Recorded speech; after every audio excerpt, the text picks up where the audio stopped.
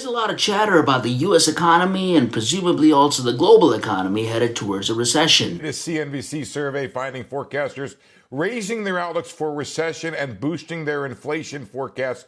So in this video, we're going to talk about all things recession. We're going to talk about what is a recession, what are some indicators of a recession, what causes a recession, what happens when you are in a recession, are we headed towards a recession, and how can you protect your portfolio during recessionary periods. But before I get too far into it, don't forget to smash the like button for the YouTube algorithm, subscribe to the channel, ring that notification bell, and let's start off with what is a recession.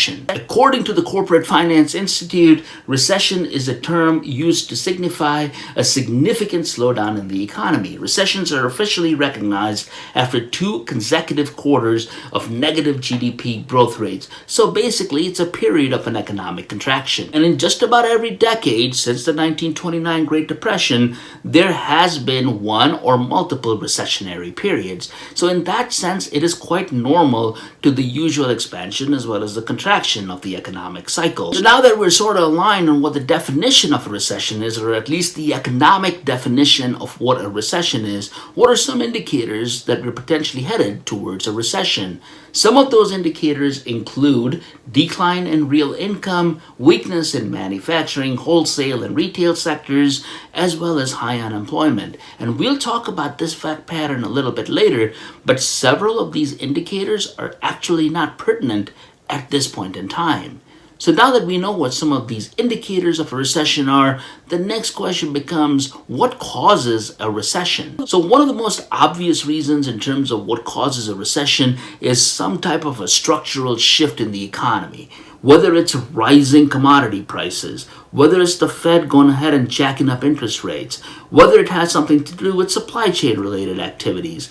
All of these types of events usually trigger some type of a structural change when it comes to the overarching state of the economy. I mean, think about the last recession as an example, which happened in early 2020. Obviously, there was a significant health crisis, which resulted in a significant amount of unemployment that basically rolled into some level of recession, albeit it was very short-lived. Or another cause of a recession is something called a yield curve inversion. And what a yield curve inversion really is when short-term interest rates are higher than long-term interest rates. And the best way to describe this is probably through an example.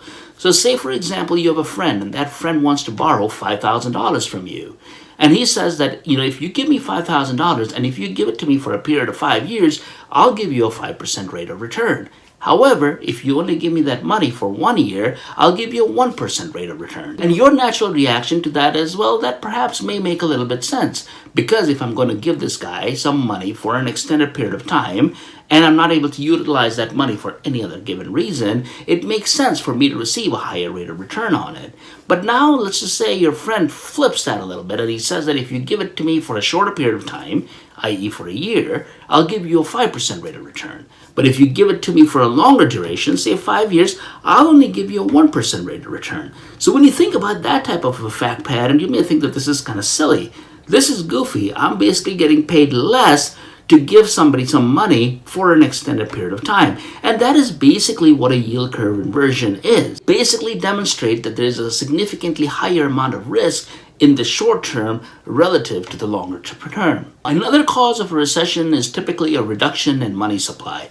When you have less money that is basically circulating through the economy, it basically means that there is less currency out there. When there is less currency out there, it's typically an indicator that there is some level of contraction that is basically taking place in the marketplace. Another cause of a recession is that it usually follows periods of significant amount of euphoria within the marketplace. So this is when there is a desire to purchase a significant amount of high-risk assets, and after that it usually results in assets getting overvalued, which just generally results in some level of a crash, and it usually is aligned with some of the other factors that I talked about earlier. So now that we know what is a recession, we know what are some of the indicators of recession, we know what causes a recession, the next question naturally becomes well, what are the effects in a recession? Well, needless to say that during a recessionary period, it is a very highly undesirable period of time. And from an economic context perspective, the only worst period is perhaps that of a depression. And a depression is really a recession that has been going on for an extended period of time.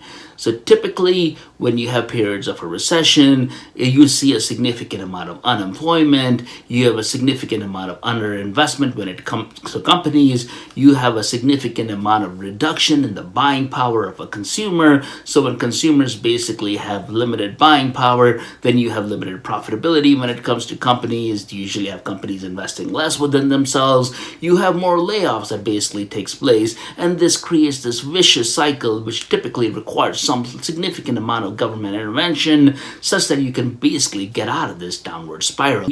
So brass tacks, are we headed towards a recession or not? Well, it's hard to really say, but let's just look back to some of those causes of a recession, and let's just see if there's any indicators that would potentially suggest that we're headed towards a recession or not. So let's just start off with the structural shift in the economy as a whole. So that was the first one that we talked about. Are we seeing a structural shift in the economy? And an argument could be made that we are. We are seeing a structural shift in the economy. When you think about things such as rising commodity prices as an example, obviously that is being driven by the whole Russian-Ukrainian incursion and this, that, and the other. But aside from that, that is driving up commodity prices, which is a structural shift for all intents and purposes.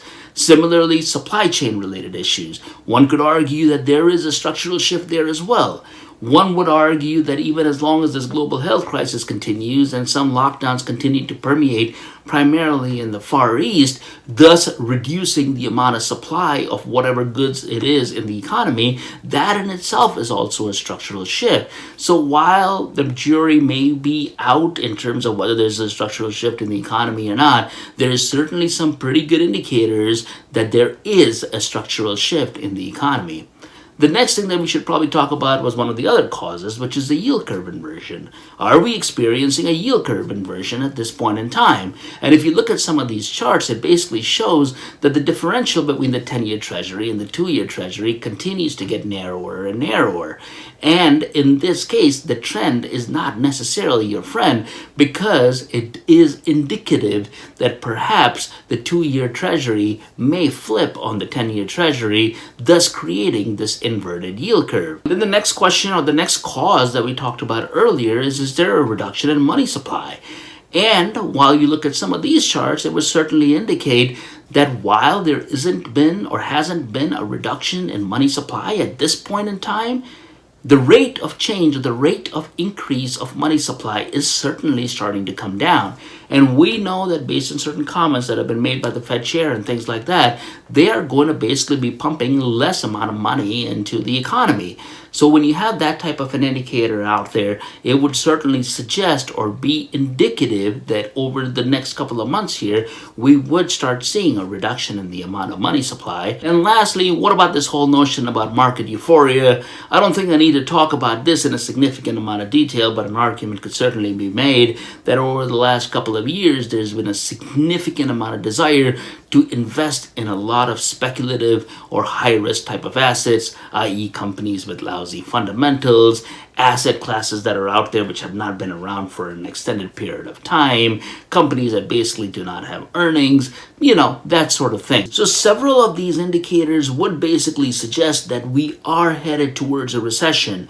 But with that said, the one thing that is significantly different this time relative to prior periods is that some of those indicators of a recession aren't quite there either. For example, unemployment is at a very, very low rate at this point in time.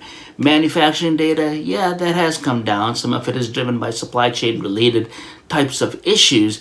But with that said, the consumer demand is pretty strong. So there are some offsetting factors out there that would potentially suggest that we may not be headed towards a recession. But that's where it becomes very important for the Fed in terms of whatever actions that they do take over the next couple of months here, that they're basically threading a needle. If they go too aggressive in terms of some of their policies, it could easily trigger a recession. So now that we've talked about that, how do you protect your portfolio during a recessionary period? I don't want to spend a significant amount of time on this because the mantra, for all intents and purposes, continues. As long as you've got a diversified portfolio of assets, as long as you know some of the history around recessions, that it's a part of the regular expansion, contraction periods or cycle of an economy, as long as you know that these things will also pass, as long as you know that even that you continue to buy into asset classes as they go down, you're basically dollar cost averaging in. So you're basically buying more and more equities at lower valuations, which is a highly desirable attribute. Those are the types of things is how you basically make money over the long term by investing in the market. And the whole thing stays true during a recessionary period as well. But with that said, short-term returns when it comes to recessionary periods, without a doubt, that is obviously going to be impacted. Hopefully the contents of this video has been informative. We've covered off on just about everything associated with a recession, and I hope you found some value to this video. If you did, definitely subscribe, hit the like button, and I'll see you in the next one.